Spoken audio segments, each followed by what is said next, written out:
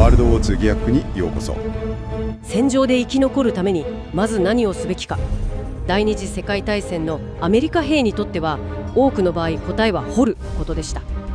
今回はですね、歩兵が築いた防御陣地、特に掩体と呼ばれるものに注目します。なぜそれが重要だったのか、どれほどの効果があったのか、そして、どうやって作られたのか、これを一緒に深く見ていきたいと思います。これはもう文字通り兵士の生存をかけた戦術だったわけですね。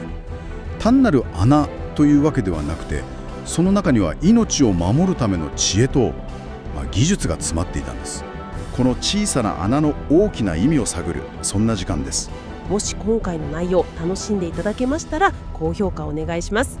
最新情報を見逃さないようにチャンネル登録もぜひお願いします。お願いします。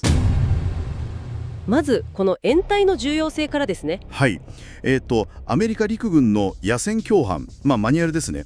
そこでは野戦での防御設備の構築、いわゆる野戦築城は部隊の戦闘効率を高める基本的な作業だとまず定義されています。なるほど。特に敵と接触しそう、あるいは接触している、そういった緊迫した状況で作られる急増防御設備、その基本がこの一人一人が掘る個人用の掩体、フォックスホールだったわけです。第一次世界大戦のあの長い塹壕とはまた違う、もっと個人レベルの防御が重視されたと。そうですね。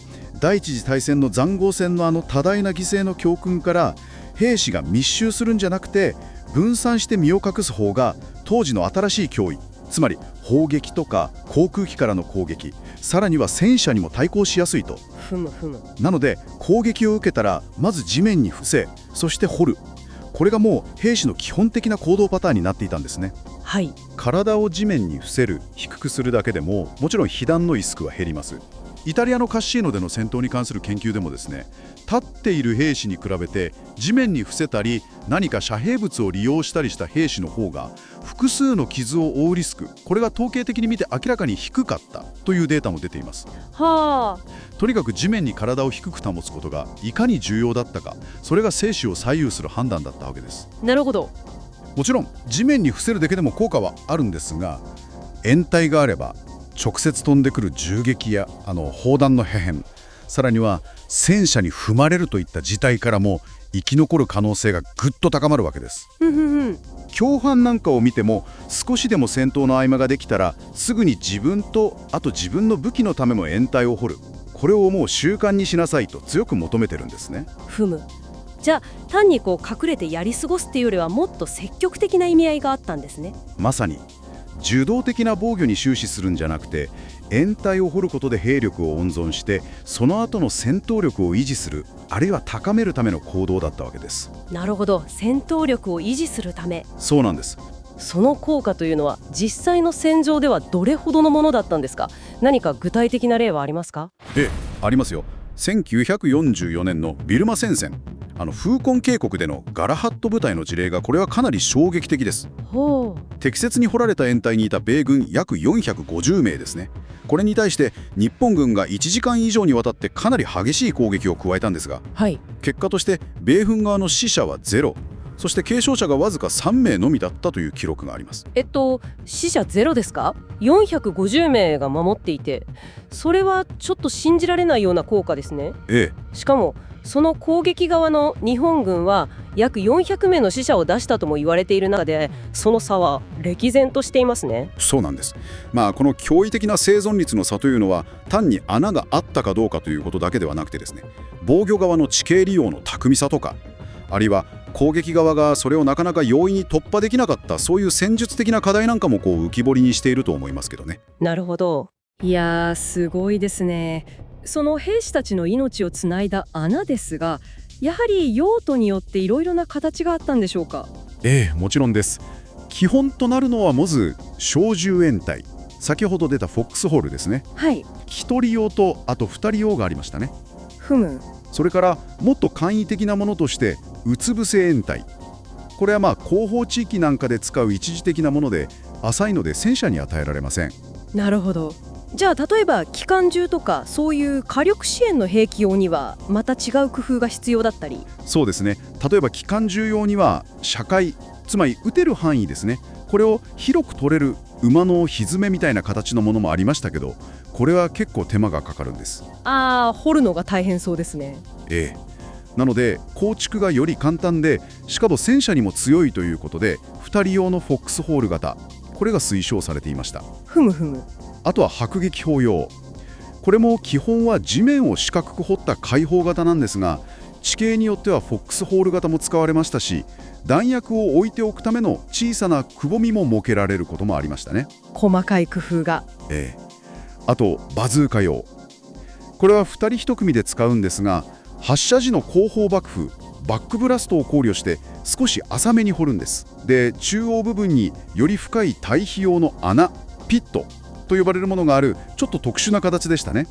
戦車が接近してきたらそこにさっと隠れると。へー、なるほど。状況に応じて本当にいろんな進化系があったわけですね。そういうことです。ではその中でも最も基本的なフォックスホール、これは具体的にどうやって作られたんでしょうか？標準的な寸法でいうと、幅が約1メートル、奥行きが60センチ、深さはだいたい胸の高さくらいですね。120センチから150センチ。結構深いですね。そして土の一部をさらに45センチほど掘り下げるサンプと呼ばれるため穴を作ります。サンプ？これはですね、よく手榴弾対策だっていう俗説があるんですけど、主な目的は雨水の排水だったんです。へー、そうなんですか。穴ですからね、水が溜まると大変なので。それは確かに。完成までにはどれくらい時間がかかったんですか？土の硬さ、土壌にもよりますけど、標準的な土壌でシャベルがあればだいたい1時間半くらいとされています。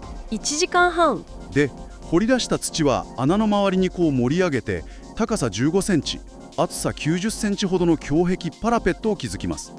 この時、肘を置くための棚を残しておくのがポイントですね。なるほど。打ちやすくするためですか？そうです。そして掘る前に元々の地面の表面の土とか草を丁寧に取り除いておいて、完成した後にその胸壁を覆い隠すように偽装する、これが推奨されていました。やっぱり隠蔽も非常に重要ですからね。いやー、本当に細かい工夫が凝られているんですね。でもその掘るための肝心のシャベルですけど、これ全員が持っていたわけではなかったという話も。鋭いですね。そうなんですよ。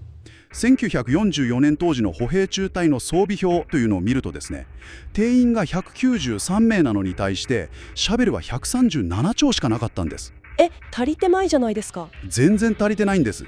不足分はツルハシとか斧、ワイヤーカッターなんかでこう分担していたようなんですが、斧しか支給されなくて掘れないみたいな、そういう兵士の不満の声も記録には残っています。うわー、それは切実な問題ですね。よくヘルメットで必死に地面を掘っている写真とかありますけど、もしかしたらそういうシャベル不足が背景にあったのかもしれないですね。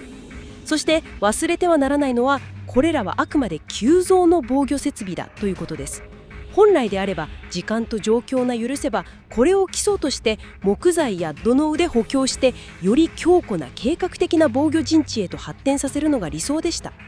しかし多くの場合、戦場の現実としては、この最初の必死の穴掘り作業が兵士たちのまさに生死を分けたことも多々あったわけです。たかが穴、されど穴、単なる隠れ場所ではなくて、非常に計算された個人防御システムだったんですね。今回の内容が面白いと感じていただけたら、ぜひ高評価、そして最新の探求を見逃さないようにチャンネル登録をお願いいたします。